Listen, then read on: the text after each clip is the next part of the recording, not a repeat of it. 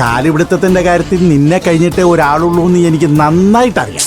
ഇതാ നോക്കി, ആ കമ്പനിയുടെ മുതലാളിയുടെ കാൽക്കലേക്ക് അങ്ങ് വീണേക്കണം. ജോലി തരാമെന്ന് സമ്മതിച്ചിട്ടല്ലാതെ എഴുന്നേക്കരുത്. ഓണസദ്യ ഉണ്ടു കഴിഞ്ഞാലുള്ള നിന്റെ ആദ്യത്തെ ജോലിയാ. കാല് പിടിച്ചിട്ടും കരഞ്ഞിട്ടും അയാൾ ജോലി തന്നില്ലെങ്കിൽ പണി പാളും. ആ ടെൻഷൻ വിട്, ജോലിയൊക്കെ കിട്ടുന്നേ. അല്ലടാ, എനിക്കിപ്പോഴും മനസ്സിലാവാത്തതേ ഈ ആകാശത്തിനെ നിനക്കിട്ട് പാരവച്ചതെന്നാ. എനിക്ക് ആ ജോലിയൊന്ന് കിട്ടിക്കോട്ടെ. അവന് ഞാൻ പണി വെച്ചിട്ടുണ്ട്. മുതലും പലിശയും ചേർത്ത് ഞാൻ കൊടുക്കും. അയ്യോ, പലിശയുടെ കാര്യം പറഞ്ഞപ്പോഴാ ഒരു കാര്യം ഓർത്തെ. ശ്രേയയ്ക്ക് കൊടുക്കാനുള്ള പട്ടുസാരി ഇല്ലേ, അത് വാങ്ങിച്ച 10,000 രൂപ ഞാൻ പലിശയ്ക്ക് എടുത്തതാ. ഓണം കഴിഞ്ഞാൽ ഉടനെ അത് എവിടെന്നെങ്കിലും ഒപ്പിച്ചു കൊടുക്കണം. അപ്പോഴേക്കും ജോലി ആവുമല്ലോ മാമ, പിന്നെ പേടിക്കാനൊന്നുമില്ലെന്ന്. 10,000 രൂപയെ അതിന്റെ പലിശ ഞാൻ തന്നേക്കാം. എന്താ പോരെ? ഓഹ്, ഇപ്പൊ തൽക്കാലം എന്റെ ടെൻഷൻ മാറ്റാൻ എന്തെങ്കിലും പറഞ്ഞാ. നമുക്കൊരു പൈന്റ് എടുത്ത് അടിച്ചാലോ? നിങ്ങൾക്ക് ഈ ഒറ്റ ചിന്തയുള്ളോ? മനുഷ്യനോട് പ്രാന്തെടുത്തിരിക്കുമ്പോഴ പൈന്റ്. മരുവനെ, നീ ഈ ടെൻഷനൊക്കെ ആദ്യം കളയടാ. എന്നിട്ട് ഓണം മൂടിലോട്ട് അങ്ങ് കേറ്. ജോലി കിട്ടിയെന്ന് മനസ്സിനെ പറഞ്ഞങ്ങ് വിശ്വസിപ്പിക്കേ. എന്നിട്ട് ഓണം അടിച്ച് പൊളിച്ചങ്ങ് ആഘോഷിക്കടാ. ബാക്കിയൊക്കെ നമുക്ക് വരുന്നിടത്ത് വെച്ച് കാണാടാ. കാണാന്ന്.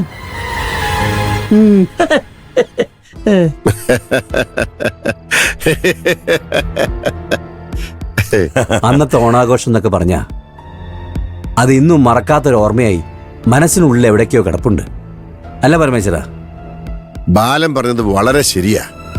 അക്കാലം കഴിഞ്ഞ് ഒരു 50 ആണ്ട് പിന്നെയും പല ഓണങ്ങളും കടന്നുപോയി. പക്ഷേ ഓണം എന്ന് കേൾക്കുമ്പോ മനസ്സിൽ ഓടിയെത്തുന്നത് നീയും ഞാനും നമ്മുടെ സീതാമണിയും എല്ലാരും ഒന്നിച്ച് വരമ്പുകളിലൂടെ പൂവട്ടിയുമായിട്ട് ഓടിയതും കാളപ്പൂവും പുളിശ്ശേരിപ്പൂ പറിച്ചതും അത്തപ്പൂക്കളം ഒരുക്കിയതും ഒക്കെയാണ്.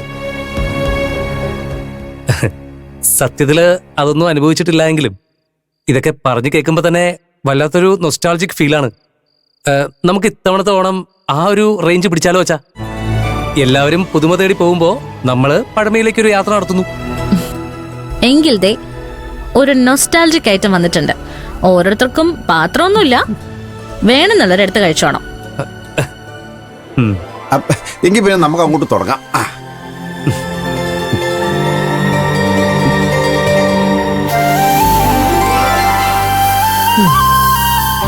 ഇത് വല്ലാത്തൊരു ചതിയായി പോയല്ലോടി മോളെ.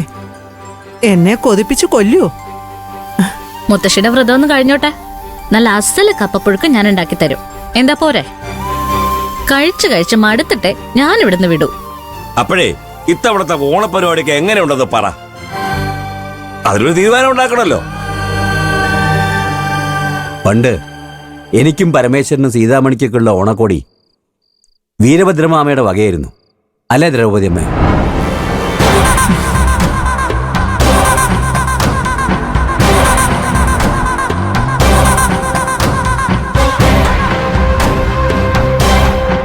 തിരുവോണം നാളുവരെയും പലതരം കളികളാ, പലതരം മത്സരങ്ങൾ. അത് കഴിഞ്ഞ് ഞാനും പരമേശ്വരനൊക്കെ ക്ഷീണിച്ചാ കിടന്നുറങ്ങുന്നത് തന്നെ. തിരുവോണത്തിൻ്റെ അന്ന് സൂര്യൻ ഉദിക്കും മുമ്പ് തന്നെ എണീറ്റ് ദ്രൗപദി അമ്മയുടെ അരികിലെത്തും. എണ്ണ തേപ്പൊന്നും അല്ല പറയേണ്ടത്. ദ്രൗപദി അമ്മ ഞങ്ങൾ രണ്ടിനെയും എണ്ണയിൽ അങ്ങ് കുളിപ്പിക്കും. പിന്നെ കുളിക്കടവിൽ കൊണ്ടുപോയി ഒരു അസല് കുളി. അത് കഴിഞ്ഞ പ്രഭാത ഭക്ഷണമായി.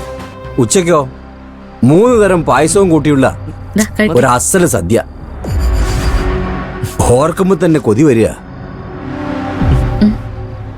50 വർഷത്തിന് ശേഷം നമുക്ക് ആ പഴയ ഓണം ഒന്ന് ആവർത്തിച്ചാലോ ബാലമാമേ? ചേച്ചി ഉദ്ദേശിച്ചത് ആ പഴയ കാലഘട്ടം അതുപോലെ റീക്രിയേറ്റ് ചെയ്യണമെന്നാണോ? പൂർണ്ണമായിട്ട് നടക്കില്ല, പക്ഷെ ഒരു പരിധി വരെ നമുക്ക് ആ പഴമയിലേക്ക് തിരിച്ചു പോകാൻ പറ്റും. ചാരു, എന്താ നിന്റെ ഐഡിയ എന്ന് പറ, അതൊന്ന് കേക്കട്ടെ. ഓണക്കോടിയും പരിപാടികളൊക്കെ അതേപോലെ തന്നെ പോകും. എന്തായാലും ഞങ്ങള് ഇത്തവണ ഇവിടെയാണ് ഓണം ആഘോഷിക്കുന്നത്. അപ്പൊ ഇവിടുത്തെ എല്ലാ അംഗങ്ങൾക്കും ഇത്തവണത്തെ ഓണക്കോടി എന്റെ വക. അതൊന്നും നടക്കില്ല പരമേശ്വര. നിങ്ങൾ എന്റെ അതിഥികളല്ലേ. വെറുതെ കയ്യും കെട്ടി നോക്കി നിന്നാൽ മാത്രം മതി. കാര്യങ്ങളൊക്കെ ഞാൻ ചെയ്തോളാം. അതൊന്നും ശരിയാവില്ല ബാല. എല്ലാ കാര്യത്തിനും പരമേശ്വരന്റെ ഒരു കണ്ണ് വേണം. മൊത്തത്തിൽ 2 കുടുംബവും ഒന്നായി ചേർന്നുകൊണ്ടുള്ള ഒരോണാഘോഷം. അതല്ലേ അതിന്റെ ഒരു സുഖം. ഇതാ മോളെ. അതെ, ദേ ഒരു കാര്യം ഞാൻ പറഞ്ഞേക്കാം, പതിവ് കളികളൊന്നും ഉണ്ടാവില്ല. കുറെ പഴയ ഐറ്റംസ് ഞാൻ കണ്ടുപിടിക്കും, അതായിരിക്കും അവതരിപ്പിക്കാൻ പോകുന്നത്. എന്തു പറയുന്നു?